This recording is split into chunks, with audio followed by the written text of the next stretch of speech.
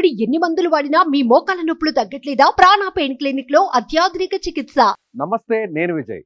Lokesh రాసిపెట్టిన red బుక్లోని పేర్లపై చర్యలు మొదలయ్యాయా? Red book లిస్టులో ఉన్న ఒక్కొక్కరి పైన చర్యలు ఇప్పుడు స్టార్ట్ అయిపోయా అంటే అవుననే సమాధానాలు వినిపిస్తున్నాయి. వైసీపీ సర్కారులో రెచ్చిపోయిన అధికారులు ఒక్కొక్కరి పైన వేటు పడుతోంది. జగన్ ప్రభుత్వంలో డీజీపీగా పనిచేసిన కేవీ రాజేంద్రనాథ్ రెడ్డినైతే తీసుకెళ్లి ఏకంగా ప్రింటింగ్ అండ్ స్టేషనరీ విభాగం కమిషనర్గా మార్చేశారు.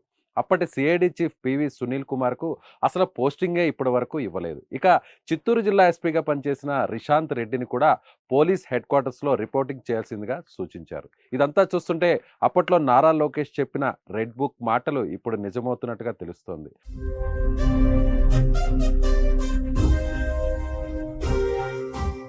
వైసీపీతో అంటకాగి ప్రభుత్వానికి అనుకూలంగా నిర్ణయాలు తీసుకున్న పోలీస్ అధికారులు ఒక్కొక్కరి పైన చర్యలు తీసుకుంటున్నట్టుగా ప్రస్తుతం ఈ ఘటనలు చూస్తుంటే స్పష్టమవుతుంది. గత ప్రభుత్వానికి అనుకూలంగా పనిచేసిన వారంతా ప్రస్తుత ప్రభుత్వానికి కావలసిన విధంగా పనిచేయడం అసాధ్యం కావడంతో వారిని ఇతర విభాగాలకు బదిలీ చేస్తున్నట్టుగా తెలుస్తోంది.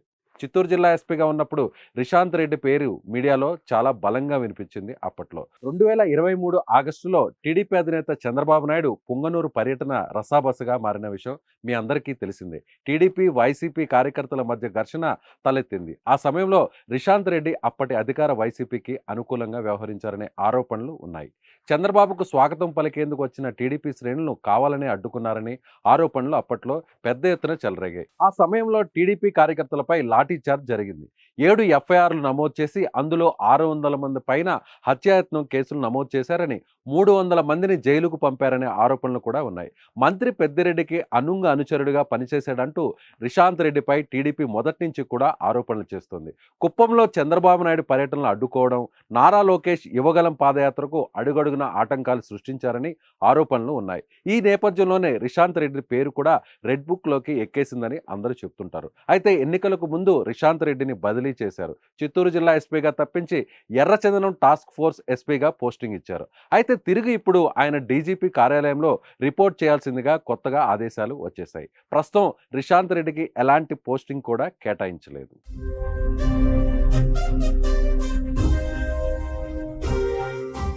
సో ఇవన్నీ చూస్తుంటే రెడ్ బుక్లోని ఒక్కొక్క పేజీకి కదలిక వచ్చిందనే చెప్పేయచ్చు.